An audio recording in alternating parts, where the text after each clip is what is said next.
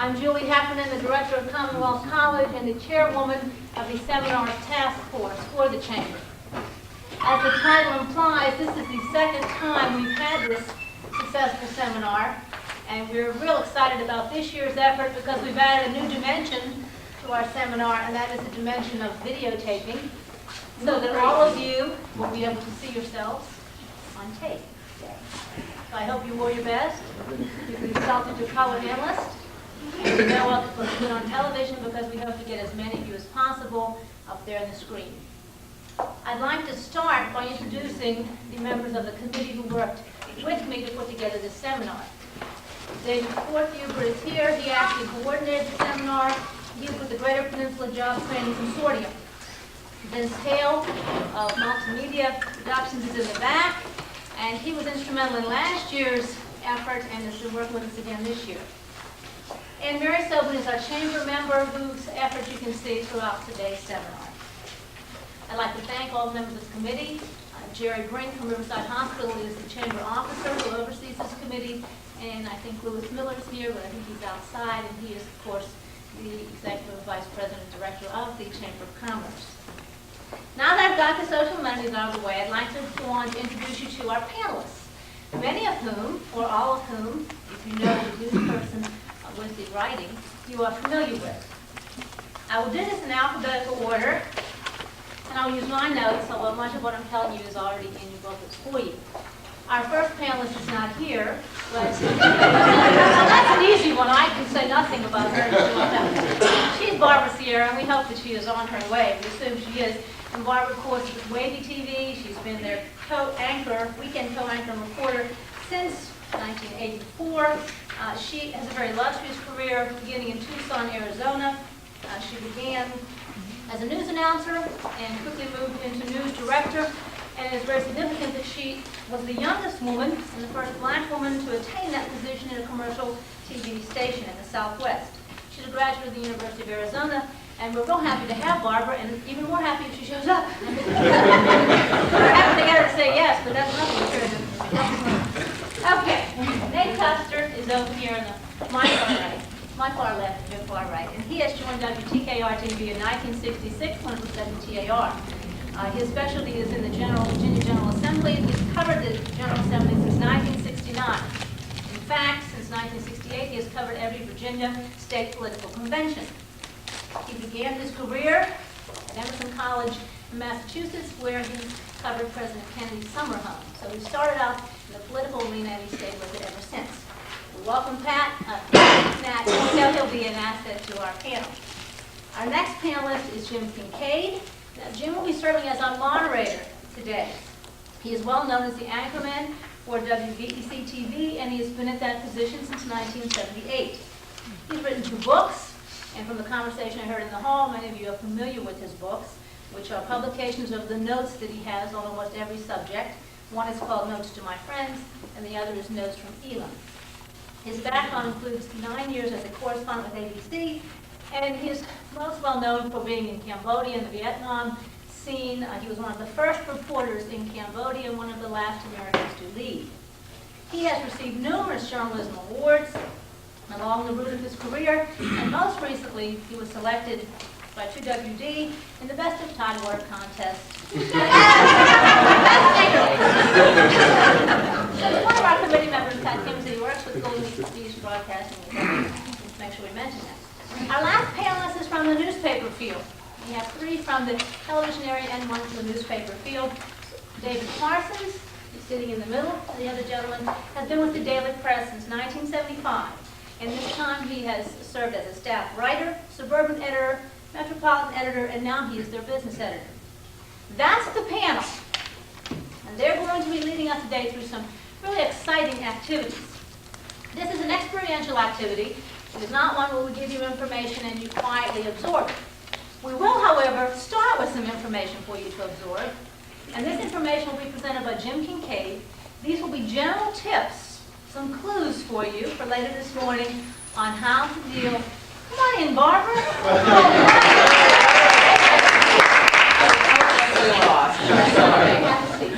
Thank you.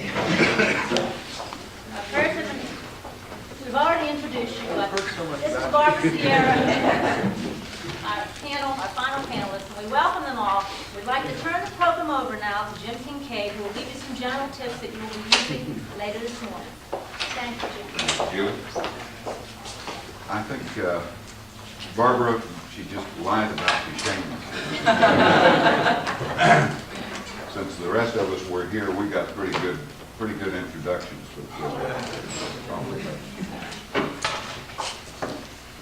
Julie mentioned something that I wanted to refer to. First of all, you'll have to forgive me if I do digress from time to time, because I am not really accustomed to being up at this hour today. As a matter of fact, I was surprised to see so many people coming out into the morning when you're up before God is, and we're all unprotected now. But driving over here was an interesting experience for me, because I got to see the sun in a position in which I have not seen it in some years, and I enjoyed the drive over very much. And I did discover also that there are people who get up at this hour of the day intentionally, go out and stir around in the traffic, which is unpleasant. I thought the thing that really intrigued me about participating in this panel today was the whole idea of what to do when 60 Minutes comes to your door. Because I think all of us probably have been in front of our television sets from time to time and have watched some presentation on CBS and wondered how you would handle it. I know I often have. I've wondered about a lot of things that I've seen on television. I've even wondered about some of the things that I have done myself on television. One of the things that I used to wonder about was how Walter could consistently get away with saying, "and that's the way it is," when I knew jolly well that wasn't the way it was. That was the way Walter perceived it to be at that very moment, but it was only a little tiny slice of the way it was. And I think that's one of the points I'd like to get across about news. I think there's one of the problems that we have in our society in this adversarial relationship between the people who do news and the people who don't. And I can only divide them that way because, well, there's just no other way to divide them. And one of the problems of perception that we have is in the general public, there is that perception that we only do bad news. How many people have heard that? I'm sure most of you have from time to time. Said, whoa, you know, these nattering nabobs of pragmatism, isn't that what Phil Agnew called us before he got caught?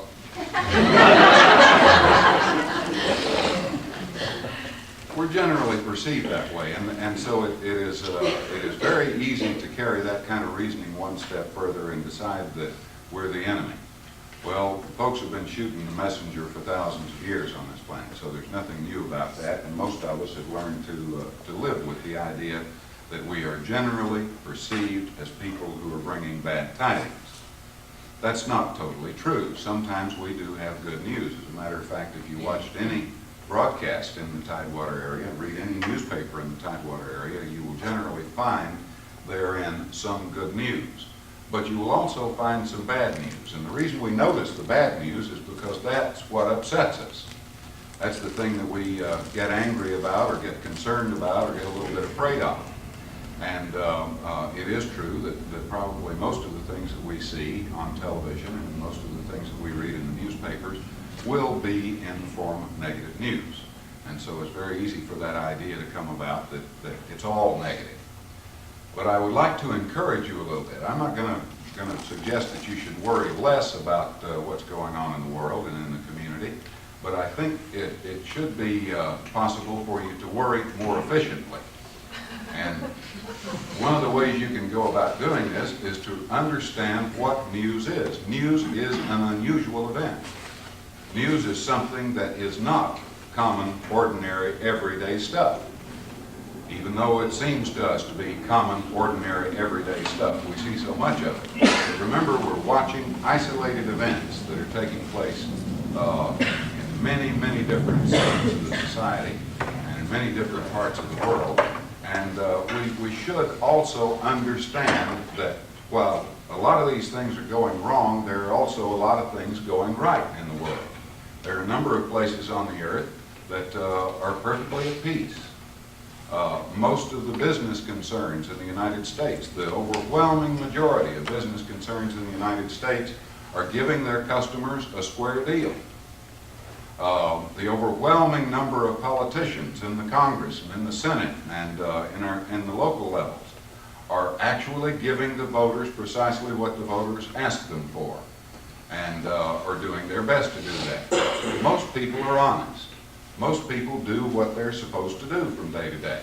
And it is those few that do not that excite our interest, and we go out to ask them. Now, there are a number of ways that you can react when you happen to be the subject of a news story. If something is happening at your company, your firm, or a rumor is out, and that excites the interest of a reporter, and a reporter comes to you and wants to ask you about it, there are so many different situations, and I'm not sure how many we're going to set up today, or exactly what the situations are that we will set up today. But there are a number of ways to handle this. One of the things that I've objected to throughout my career as a news reporter is the confrontational interview. Now, I've done some of them, but I have always objected to them because I don't think they're terribly fair. I think that's the reason we're using the term what to do when 60 Minutes comes to your door. And the immediate image is, well, here's a guy who comes walking in with a guy behind him with a camera on his shoulder, and the camera is already running, and he's going to ask me an adversarial question, stick the microphone in my face, and I'm either going to have to sink or swim at that very moment. Do you know that over the course of a long, long time on 60 Minutes or any of the rest of these programs, there have been relatively few of those confrontational interviews. It actually doesn't happen all that often, but we remember when it does. And I think the image springs to mind if something is happening at our company that that's the way it's going to be done. You know, here's going to come this reporter, and this reporter is going to ask me about where the bodies are buried, and there are not any bodies. And so how do I answer that question? And so immediately, another thing comes to mind that we have heard over and over and over again, and that's no comment. No comment is probably the worst possible response you can have to a reporter. Because when you say no comment to a reporter, that is like a fellow with a vowel at the end of his name sitting in front of a committee of Congress and taking the Fifth Amendment. The assumption immediately is that there is some guilt there somewhere. There's something wrong. And the reporter, depending on age and experience, is likely to decide automatically that there is something wrong. If you say no comment, that means there's something going on here that this guy can't talk about or won't talk about. And so don't ever do that. I believe one of the best responses to 60 Minutes coming to your door, that kind of thing, the best possible response is when they walk through the door with the camera and say, "Come on in, can I give you a cup of coffee? What can I do for you? Come on over and sit down, let's talk about this thing." And when you get to the question that you can't answer, or that you don't want to answer, or that you feel invades your business privacy, or some aspect of business that you really prefer not reveal, tell that reporter, that's none of your business. Because that's right. It's none of your business. Or I'm not going to go into that right now. I'm not prepared to talk about that right now. Let me study these facts right now. There are dozens and dozens and dozens of ways that you can say no comment without saying no comment. So never under any circumstances say no comment. Just do it one of these other ways. This is something we're not really prepared to discuss openly right now. Or we have to get to all the parties concerned. There are any numbers of ways that you can go at it. Now, this is assuming that there is something about the event that has taken place in your firm or with your company that you don't really want to talk about, that you would really prefer nobody else know right now. There's another situation. Sometimes people give you a no comment simply because that's what they think you're supposed to do. We're not going to talk about this. Immediately management goes off and hides somewhere, and they put a secretary out front who says, Mr. So-and-so is busy, or Mr. So-and-so is in a meeting, or Mr. So-and-so is in a conference right now and can't be disturbed. All of these excuses, which are recognized immediately, I think my fellow panelists will agree, as precisely that. They're excuses. It's not a good thing to do, because the person who is uninformed out front sounds very uninformed to the reporter, but to the individual who is watching on a television screen, if that's as close as that reporter can get to someone who can say something, boy, what a sentence that was. If that's as close as the reporter can get, the comment by the secretary that Mr. So-and-so is not in seems to be an evasion on Mr. So-and-so's part, when it may not really be. He may really be in conference. I think the best attitude that you can have toward that is when the reporter is coming out to cover a story at your plant or your office or your firm anyway, and they usually do, the thing for you to do is to make arrangements to see that individual. If he really is worth his salt, he'll probably have called ahead for an appointment, or at least tried to get in touch with you. The occasions for just going out and barging in on somebody are really not all that many. We don't generally do that. In the case of a strike, for example, you probably saw the walking strike. I thought there was some mishandling there that needn't have taken place, because we had a situation where management just wasn't saying anything. It usually happens where you have a union management dispute. The union is always right there to talk to you, and management hardly ever is. And so it's very easy for the public to perceive that management doesn't want to talk about this because they can't, and it's easy for the public to perceive that the union has all of the rights on its side because they're willing to say so right out in front of God and everybody. And they do. Well, it's not always fair, because all of the bargaining chips and all of the right and wrong is never on one or the other side of the table there. It's such a complex situation that ordinarily, if any citizen were to sit on a jury and hear all of the facts on both sides, he'd be able to see that, well, the union has some points, but on the other hand, management has some points too. Sure, these people need thus and such an amount of money to live on, but these folks over here have to be realistic in what they can pay, because if they can't make money and make a profit, they can't stay in business, and these folks over here not only will not get the raise they're looking for, they don't get anything at all. So there are all kinds of balances that can be made. The wrong thing to do is to run away from talking about it. We must talk about what's going on in our society, and don't regard the press as an enemy. The press is the greatest friend we have.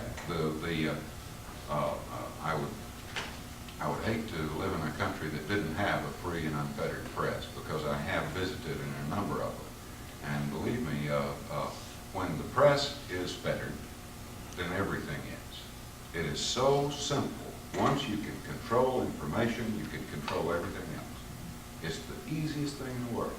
And many, many governments have discovered this, and they've done it, and they've succeeded at it. I've seen it operate. Now, am I going too long? No, you're just on target right Okay. now. How about we get back on target now, and let me shut up, and let's get to the business of the day. Okay, thank you. Appreciate someone who can get us back to our time frame. We're exactly on our time frame. Thank you for your comments. If you were listening, we will expect in the next several hours that we will hear a lot of people saying that's none of your business. And no one will say no comment. So let's get our heavy skins on, because we're going to hear that. All right, here's the schedule today. If you weren't at last year's seminar, if you were, it's very similar. We're going to work in groups until 9 o'clock, and we'll be discussing the guidelines for the groups momentarily. From 9 until 9:30, we will have 10-minute interviews, one per group. And then we will have time after that for our panel to critique each interview. We will have a break around 9, and in fact, when you're in your groups, feel free to go out and use facilities which are down the hall on the left, or get coffee. But that's about the time frame we'd like to work on. We'll have groups, we'll have interviews, and we will have critiques. And This will really move quickly, so we'll need a lot of energy in this room. Before I start, let me ask, is anyone uncomfortable with the temperature? They still have the fan on, and it did seem cool when we got in here about 7:30, but I suggested they might want to keep it on. Okay, good, that energy's flowing. All right, what we're going to do to begin with is to divide you into 4 groups. Each group will be given a packet of information. Now, the groups will be interviewed in the sequence of the packet. So group 1 will be first, group 2, group 3, and group 4. That you can count on. Anything else will be a surprise. You are each going to be members of a company that has a particular situation that has caused a reporter to be interested in some way, shape, or form. Your task, and directions are explicit in here, so you do have some guidelines. Your task in your 25 minutes is to prepare for that reporter. Prior to the beginning of your interview, we will let you know what the particular setup is.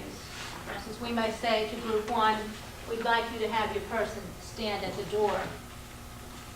We won't say that to group 1, but we could say it in any group.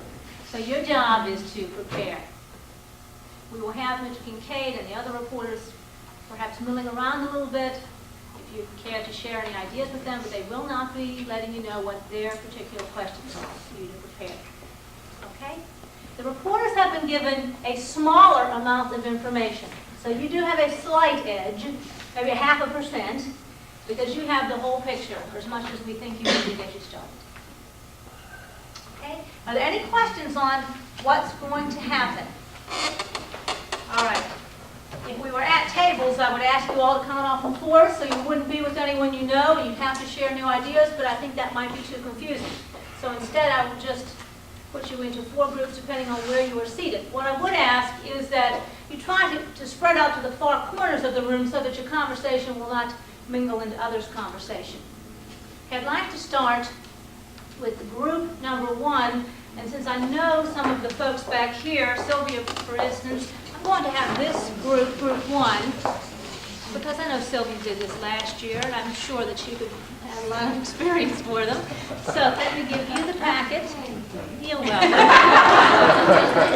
Let me make sure I have enough people here for that group. 1, 2, 3, 4, 5, 6, 7, 8, 9. So from here up is group number 1. Okay? Let me make sure I have enough.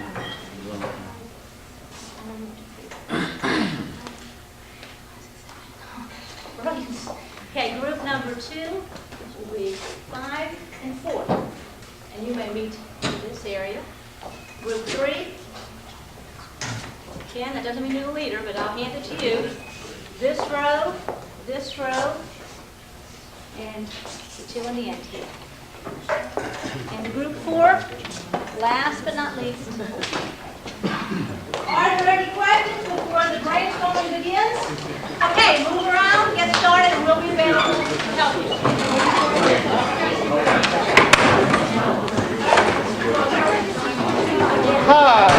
Not just one set interview scenario. In 60 minutes, the most obvious interview is when they go to someone's place of business, knock on the door, and they're in that person's office. This is our first scene. Barbara Sierra is our reporter. Jim O'Sullivan is representing the company. Briefly, what Barbara has found out is that the police department report states that muggings and drug deals occur in the parking lot area of Peninsula Shops, a shopping center. They occur there more than any other commercial area on the peninsula. That is all that she has, all the information she has, and she has set up an interview from someone from Peninsula Shops. Okay, Jen, guess we'll begin. Do you regard the premises of this shopping center? Stop for a moment. One moment. Well, I guess we'll get to think about this. Shopping center is not above our. That's the first rule. You always be interrupted after the first question by your secretary. Works every day. You think I'm kidding? Telephone call from your mother. How can I write that? What do you mean? Okay. Oh, no. Oh, we can go now, all right. Do you regard the premises as a shopping area safe? Absolutely. Absolutely. Well, I think that you might be aware that there's a police report that says muggings and drug deals are very high around this area. To what do you attribute the high crime stats around your premises? Well, we have an excellent shopping center, fine shops. People are very satisfied with the products we sell here. The problems of crime are pervasive throughout the United States, and it's certainly something that we're definitely concerned with. In fact, we've gone to the Merchants Association and are going to make some positive steps in order to make sure that we have the safest shopping center in the area. We plan to install improved lighting, beef up our security, have a closer cooperation with the police department so that they can have their patrols, and also hope to work with the neighborhood to have a neighborhood watch program established. So we feel that the merchandise we sell is excellent. Our sales are up, and we think that we have an excellent place for people to shop. Well, your company is obviously responsible for the safety of its patrons, and you haven't implemented those steps yet. What are you doing right now? Well, as I said, we have the responsibility for the people. Obviously, is a cooperative effort. We are a very large taxpayer in the community, and we feel that we need to work with the police department also. We have a responsibility. Yes, it's private property, but we pay taxes, and it's also important for the police department and for us to work together. So I think we have an area that is safe, one that we have good shopping, and I think that it's one that we will continue to improve. And there are problems throughout the United States with crime, but we are ones that are ready to take the steps necessary to assure we have the safest shopping center in the area. Aren't you afraid this police report might damage the business image of this? We hope that it wouldn't, because we've had many fine customers, repeat customers throughout the years, and we would hope that the steps that we're taking will assure them we'll continue to be able to operate in a safe, reliable manner. You say that crime is a problem throughout the United States, but of course this police report pinpoints this particular area. Is there anything going on around here that you can give to us that perhaps may attribute to this high crime rate, drug dealing and mugging? I think that we happen to be the subject of this particular report, and that the report probably could be taken in probably many areas throughout the United States. So we're just here to assure that customers and the public that we have a safe shopping center, and we are taking additional steps to assure that we're able to have the cooperative effort with the police department to maintain the safety of our customers. Obviously, Jim, you're the subject of the report, but let's not sidestep the question, and that is that the crime is high here in this particular area where your shopping center is. The public is going to look at that and say, why shop there when I can be mugged or be the subject or see a drug deal? What I'm asking you is, that's obviously going to affect your image, isn't it? Well, it's something that we have to be concerned about, no question. And obviously the safety of our customers is paramount in our mind. We have quality merchandise. As we say, our sales are up when we have repeated customers, and that's something that we are concerned about and we hope to work on. How soon are these steps that you say you're going to take to improve the security going to take place? We've talked with the utility company today about the lighting, and we've also talked to some security companies today to put some additional people on there, and we've worked with the police department in advance of your coming here. So I think that we still have to work a little bit with the neighborhood, but I think that we'll cooperate, so I think that we can continue to have a fine shopping center. How soon? How soon? Immediately.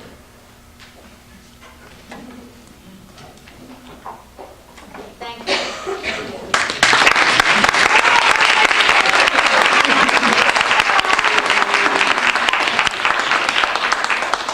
I shop at Peninsula shops. You worked there. That was excellent. It's always hardest to be the first victim. So I think Barbara and Jim did a great job. We'll take about 2 minutes now, and we'd like to have Lieutenant J.G. Dean Lee come down from the U.S. Coast Guard for group number 2, and we'll explain to you what this scenario will be. We'll take a couple of minutes to set up. We have Lieutenant Lee in a studio being taped, but he cannot see the reporter. The reporter is in another studio. He can hear the reporter in this closet studio, this high-class operation. He can hear him through his earpiece here. thought to be aware of as nonverbal, yet does not have any interplay with another human being, which is usually what we react to. The situation that has prompted the reporter to contact Lieutenant Lee is that David Parsons, our reporter, has learned through a confidential source, always, that Property Ventures, Inc. is selling an undeveloped piece of prime Peninsula property to an out-of-state firm. It is suspected that the land will be developed for apartment multi-dwelling units. The assignment, which he has accepted, is to interview someone from Property Ventures, Inc. about this sale. Okay, take it away.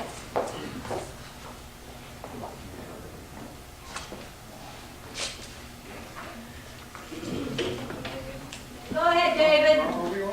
Yes, sir. This is like a telephone conversation.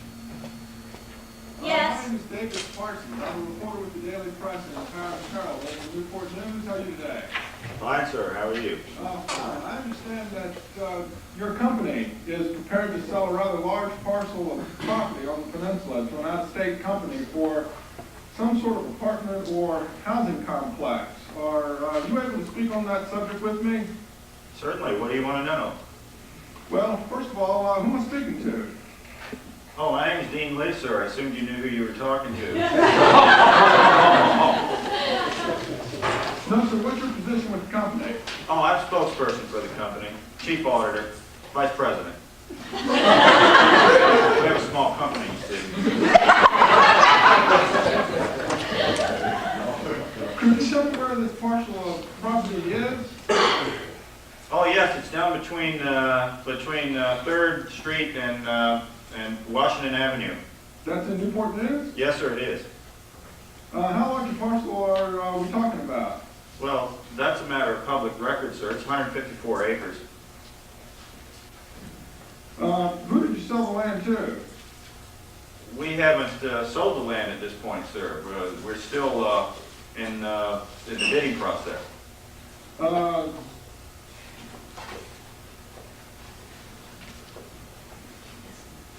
What kind of offers are you entertaining for the property? Well, naturally, we're in a profit-making business, sir. We're going to sell it to the highest bidder.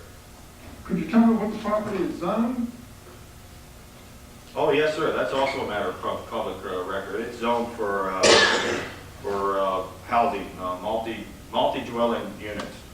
Okay, would I assume the offers you're entertaining then are multifamily or housing related? You wouldn't be seeking a change of zoning or anything like that on behalf of your client?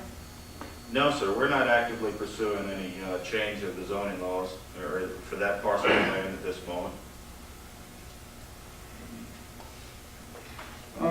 Could you tell me what the property is assessed at?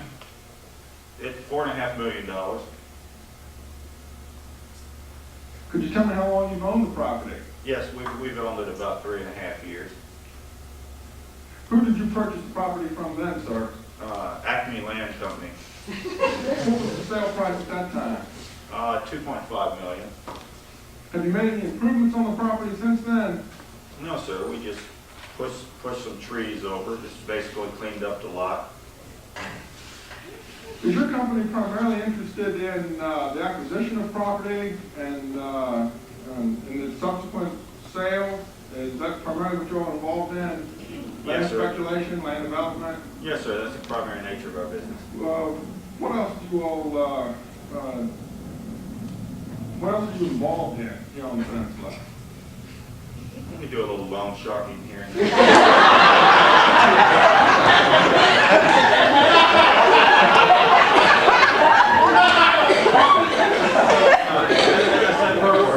We're a small company. That's the primary nature of our business. Could you tell me who the officers of your company are? Mr. John Smith, Hubert Dowles, and John Shim. Are they all local people? Yes, sir, they are.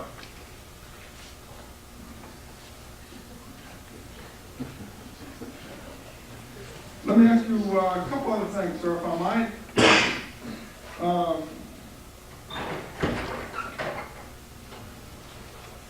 Could you tell me if in these negotiations with either this company I've heard about or even other companies, could you tell me how close you suspect or how close you might be to consummating this deal? Well, we plan to make our decision and open the bids later this week on Friday. Could you explain to me how this bidding process has worked then? Well, yes, people submit, it's a closed bid. All the bids are submitted. We'll sit down and open all the bids at the same time and award it to the highest bidder. As simple as that. Simple as that, sir. Why don't you come on down? I'd like to buy you a cup of coffee. I'll be happy to do that. Can I set up an appointment? Surely. Give me a time. At your convenience. This afternoon will be fine. That'll be fine. How about 2 o'clock? That's fine. That'll do it. Thank you very much.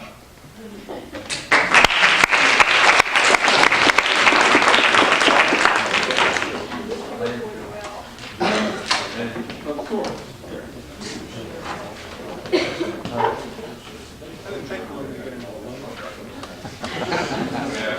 I had some dope about your brother, the child molester. We've obviously got some pros among us. Okay, thank you very much. Judy Hare?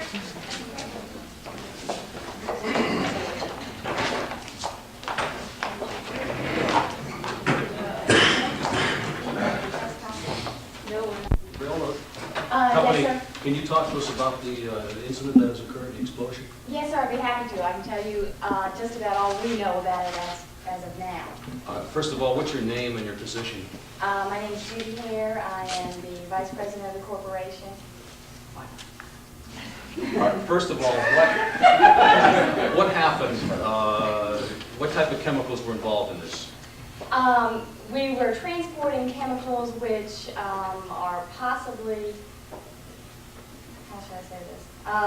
We were transporting chemicals on the railroad. Do you want to know exactly what happened? What was in the car? What chemicals were they, first of all? Chemicals were in the car. At this point, we are doing a full investigation of what types of chemicals were in the cars. The investigation, however, at this time is not complete. We don't have all the information we need to put together all the pieces, so as soon as I know something, I'd be more than happy to tell you. You can't readily go to a computer printout or a listing or manifest for that train and say what those chemicals are? Not at this time, no. Then how can you deal with the situation as far as advising the emergency personnel and the medical personnel of what, not sure what the chemicals are, what the treatment, and what the possible damaging effects of them are? Well, what they're doing is we're doing the best we can to help the emergency people with the types of chemicals. See, there are many different types of chemicals involved. I can't, unless you want to stand here for 30, 40 minutes and go over all of the chemicals involved. I know exactly what's involved, but I'm not sure that it would help you. Well, there are some chemicals that are not compatible with each other and cannot be transported adjacent to each other because if something like this does happen, there could be an explosion. That did not happen on our train. What we're investigating right now is what was involved, what was inside the truck that stalled on the tracks. We think that may have reacted with some of the chemicals in our train, and that may be the cause of the explosion. So there was a collision between a train and a truck at a grade crossing? Yes, sir. Was that a guarded grade crossing with warning lights? Yes, sir, it was. Do you know if the lights were working? At this time, yes, we have every indication that the lights were working. The truck apparently was going across the tracks at an inopportune time. Apparently he was running behind schedule and just stalled out on the tracks. Was the train following what your company's speed limit would be, consistent with safety in that particular area? Absolutely, yes. Did the engineer blow the whistle? He blew the whistle. Unfortunately, there was so little time to react to the situation. He blew the whistle as fast as he could, but there was just nothing that the truck could do. We understand that 4 people were killed. Do you know who those people were?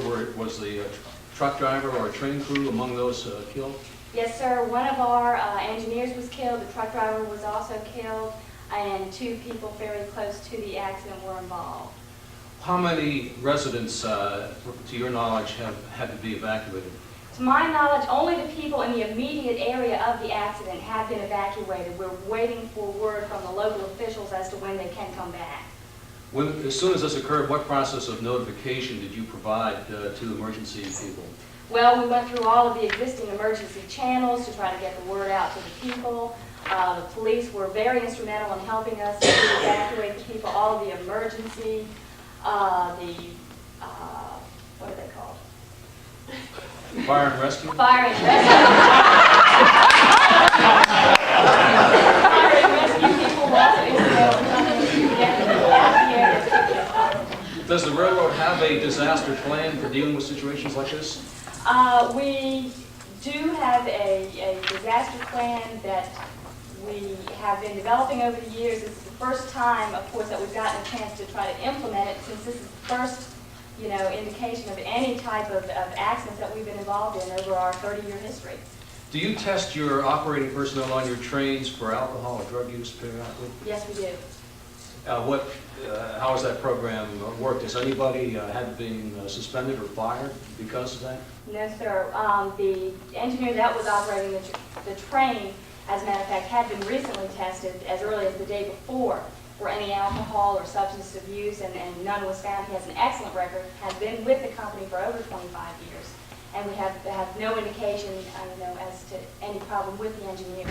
Have you looked into the functioning of the equipment yet, possibly the brakes on the train and how they may have been working? Yes, sir. We are currently investigating that part of the accident, and as of yet have had no word from the people who are tearing the train apart. What will be done now as far as an investigation? Could we expect that you will be very cooperative with the, let's say, the National Transportation Safety Board? Absolutely. We're as concerned as the community, and obviously you are, with getting this thing cleared up and taking all of the precautions necessary to get ourselves back to normal. Thank you.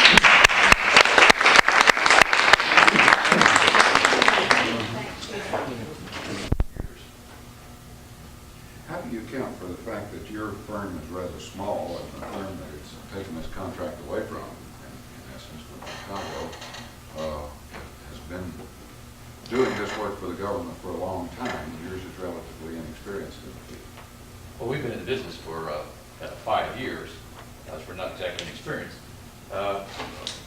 Quite simply, we feel a superior product at a competitive price, and the rum flavor glue probably helps. Is there a possibility that you underbid and you actually do the contract for $10 million? No, we're quite confident that we can deliver the contract at the stated price. Our technology, we think, is superior to some of our competitors, and we will think of no problem delivering the product. Did you have any contact on this subject of this contract with the Virginia congressional delegation? Ordinarily, these things are bandied about in appropriations committees and that kind of thing. Was there any political pressure brought to bear here? No, there was not. This was a sealed bid contract, and we submitted our sealed bid. It was opened up at 2 o'clock last Wednesday, and ours was the lowest competitive bid, and we were satisfactory manufacturer. Is this your first government contract? This is our first. We provide primarily to private industry customers in the past. Is there any possibility to expand on this and get some other government contracts? Well, now that we're in the government business with our rum flavor glue, we definitely want to expand to the brandy and gin flavor very soon. How did you come up with the $10 million figure? That's the sales price for our envelopes. Those the cost reduction in our labor and our profit accompanying to our shareholders. Let's say in any case that you go over the allotted amount, do you anticipate doing that with cost of production? Let's say labor costs go up, you might go over $10 million? No, we'll deliver the product at the stated price. Is there, with your experiment, obviously successful experiment in rum-flavored glue, is there any possibility that the enlightened among us could hope for Jack Daniel's flavored glue? I mentioned that to my research division. Is there any health hazard to rum-flavored glue? Has any studies? Not at all. Our glue has been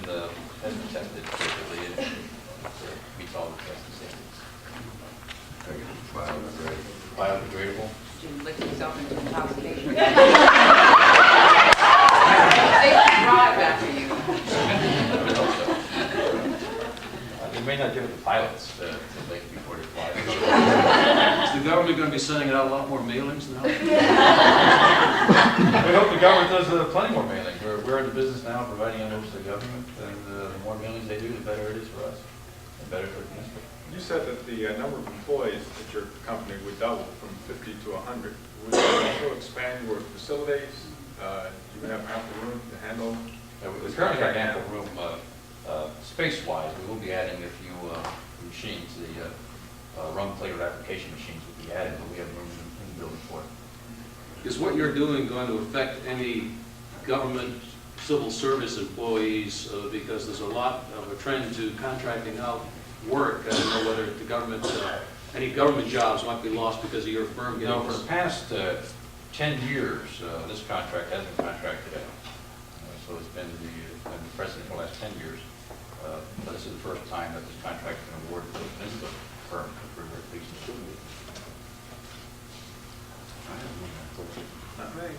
Thank you very much. Thank you.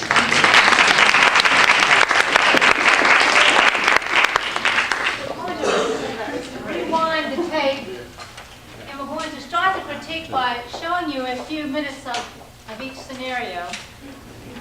We'll start with scenario.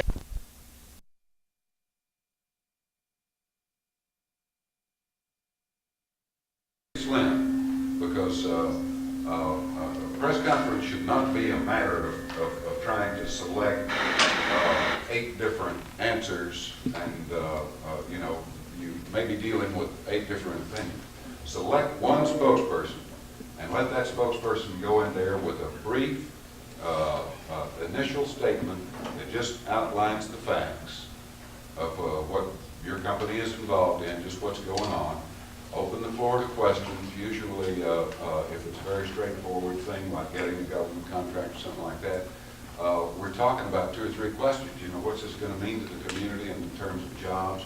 What might it mean in terms of real estate? You know, having the available room to expand and perhaps build more and more on this. What might it mean to the business community? I agree. I like the short opening statement. That was so unusual. Because normally they'll talk about the history of life itself. You should never make your opening statement look like the first chapter of a missionary novel.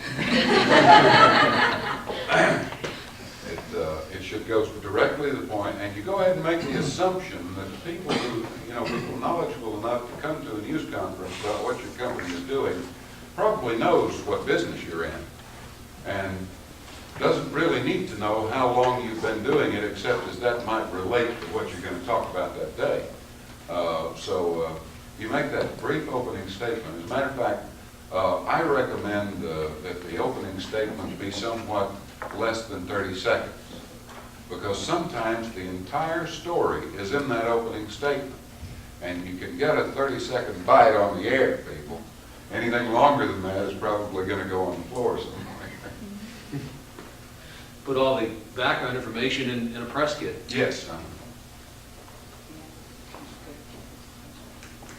I'd like to thank our 4 spokespeople. I think you all were just excellent, very coordinated. Obviously, your group was able to, in a very short period of time, pick out those individuals they thought could handle a tough situation. We'd like for the next 2 or 3 minutes to have Jim pick up the mic and allow some of us in the audience to participate a little more in some quickie interviews. At about 10:17, we will open the floor to questions. But we thought we'd have Jim perhaps call on some of you who have not had a chance to be spokespeople and handle a few questions after you've seen all of the nice role playing that's been done this morning. You want to do an interview now? No. This is going to be a big surprise.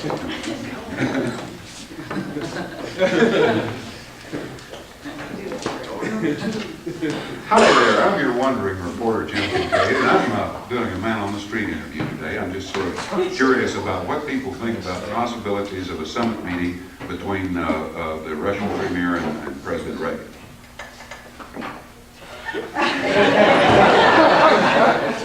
think it'd be wonderful. You think it'd be wonderful? Don't you think it's a little too early for us to be talking to this guy? After all, he's only had the job about 3 or 4 days. No, I'm all for it. Do you think he could actually do some good with Gorbachev now? Well, I think it's possible. Would you trust something that commie has to say anymore? Not sure about that. What I'm trying to illustrate here is how the fact that, you know, when a reporter comes at you, you're not always going to know anything about what the questions are going to be about. Would you like to try it? You did try it.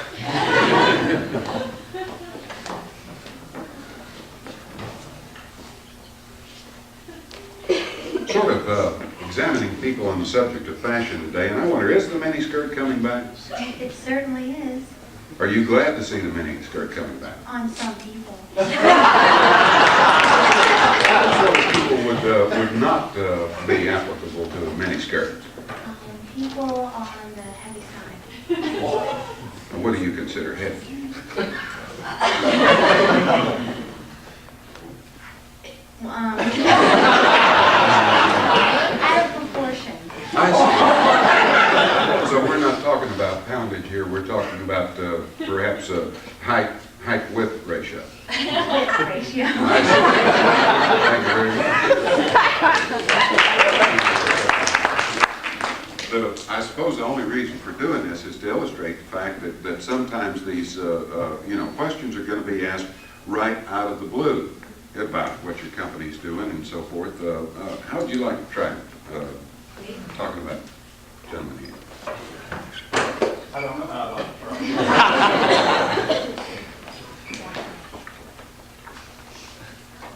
I understand the pilots on U.S. Air have parties up front. Yes, they do.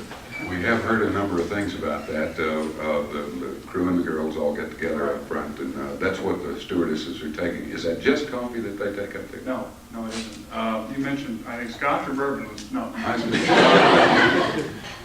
No, our pilots are all very professional, and so are our flight attendants. So take deep breath. No, they don't have parties in the cockpit. They're very serious, take their job very seriously and professionally, operate the airplane.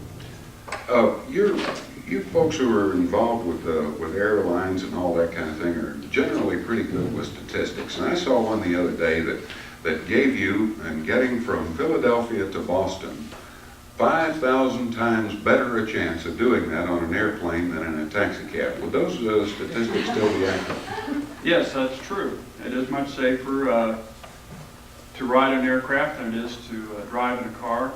And airlines operate many millions of miles each year with a safe record, whereas in a car you're much more likely to be in an accident. Okay, know your subject. Know what your company does for a living, what provides your income and all this kind of thing. One of the problems that you'll run into with thank you, Alan, that you'll often run into with regard, yes. Read, Tom? That you'll run into is sometimes the spokesperson will walk out front to answer some questions and not really know any of the answers. You've run into those problems, haven't you? Have time for one more?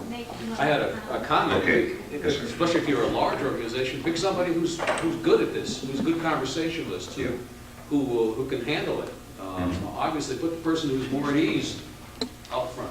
Some people just are better than others at the idea of just going up and starting a conversation with someone else.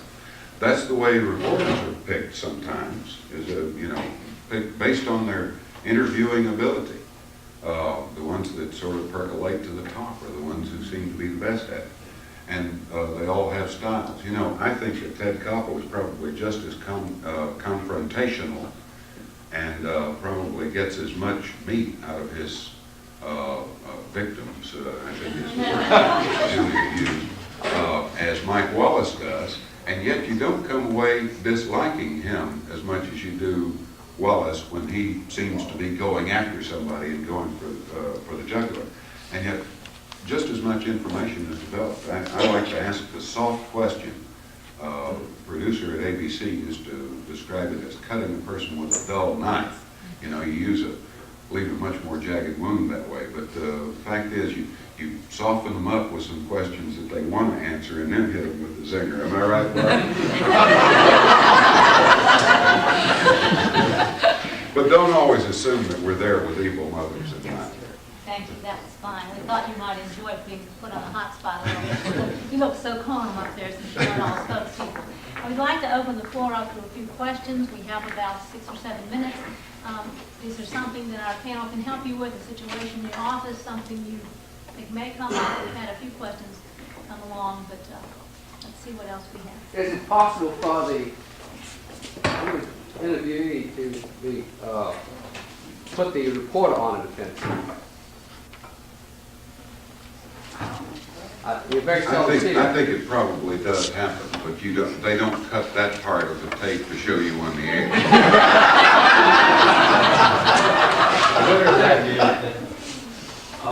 I don't remember it if it has. Yeah, I have ambition. Oh, as a matter of fact, I believe it is. You know, sometimes, you know, somebody can do it, not so much with an answer to a question, or you show up at a story, you know, and somebody will turn around and really make you feel good. They'll say, "You vulture," or something of that sort, you know, that you're there for some evil purposes, you know. When the press shows up, oftentimes it's felt that we're there in a ghoulish sort of way. It's just what we do for a living. Well, we had an excellent opportunity in reference to panel 1 on the shopping center episode. The interviewee could say, "What would you recommend to the reporter?" No, you know what the reporter's answer generally in that question is that, you know, I came here to find out what you think about this because you're in charge. One question too. A lot of times reporters will call and ask a lot of questions and then go through a lot of different sources to get the information on the same story. What can you do to prevent your part of the conversation from being taken somewhat out of context so that it sounds as if you said something you really didn't mean to say? Well, I think you have to. That does happen. I don't think that any of us can deny that it happens on occasion, but, oh, I'm sorry. You don't need the mic. Well, that does happen on occasion, but you have to trust that, you know, it won't happen, and perhaps maybe you can point out something to a reporter. I'd like, you know, this portion to be in its entirety. I'd like to say this about that and sort of qualify it. And sometimes, you know, I think you can trust most folks. I heard a response to that one time that I particularly loved. One fellow was complaining to one of the old timers at ABC, Bill Lawrence. I don't know how many people might remember him, but he's an old timesman. And complaining to Bill Lawrence, he says, you know, he says, 4 reporters show up on a story, and he says, and they'll go back and write 4 different versions of what happened. And Bill says, you know, he says, there's precedent for that. Matthew, Mark, Luke, and John.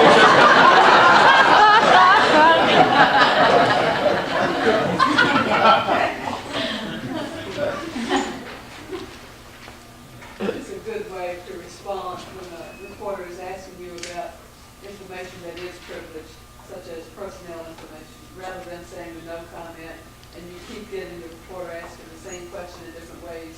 You just tell that reporter that it is privileged information, and that you would get in very, very deep trouble if you reveal that. That would have to come from either the attorney for the company or maybe an officer of the company. I think most reporters accept that answer. At what point, if there is information that you don't want to reveal, like in this railroad accident where there's an investigation ongoing, at what point will you actually be satisfied with someone saying there's an investigation? The reason I ask is that if you keep talking in one of those things, you've got people that are very interested in it, like there might be 2 different unions. The mechanics and the operators of that train are different unions. The truck involved has obviously a lawyer and an insurance company, so at what point will you be satisfied with that there's an investigation ongoing, and obviously we can't talk about it yet? And, I mean, is there any... Well, that occasionally happens during an accident kind of situation, and I think that you can take it upon yourself at that point, after you think you've said everything that you possibly can say, and say, oh, why don't we wrap it up at this point, because really, if I get back, I can get more information for you, or something like that, because, you know, as long as you don't, you know, Yeah, I you're told not you all I answering can for now. Why don't you let me go see if I can find out. Oh, it's time. Are you concerned about the litigation angle?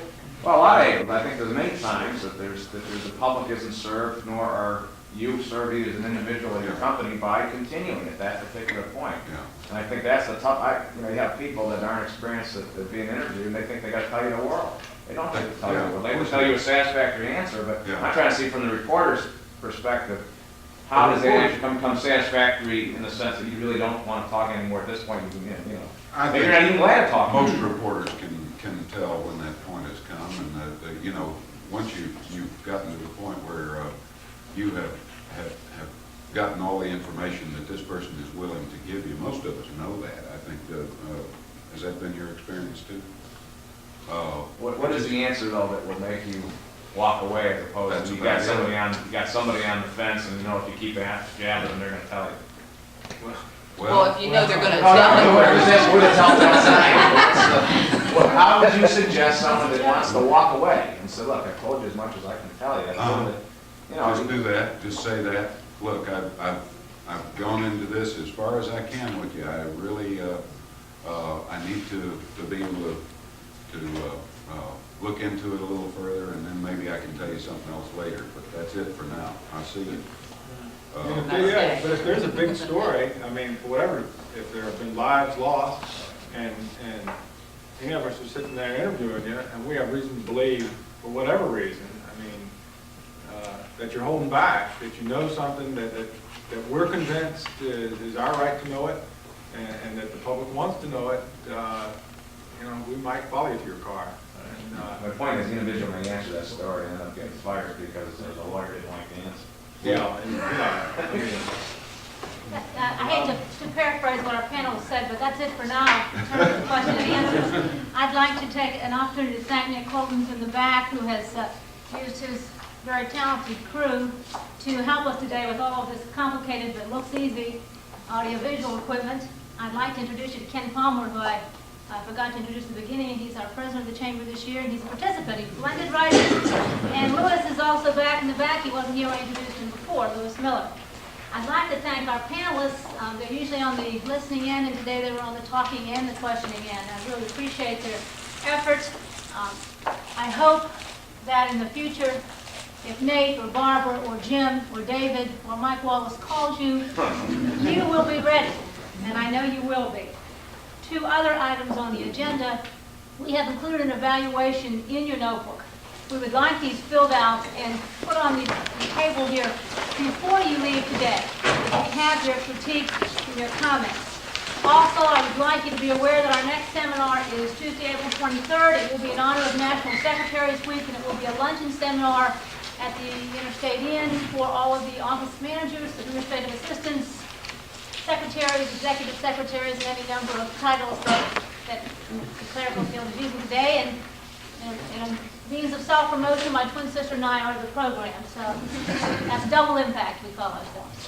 Thank you.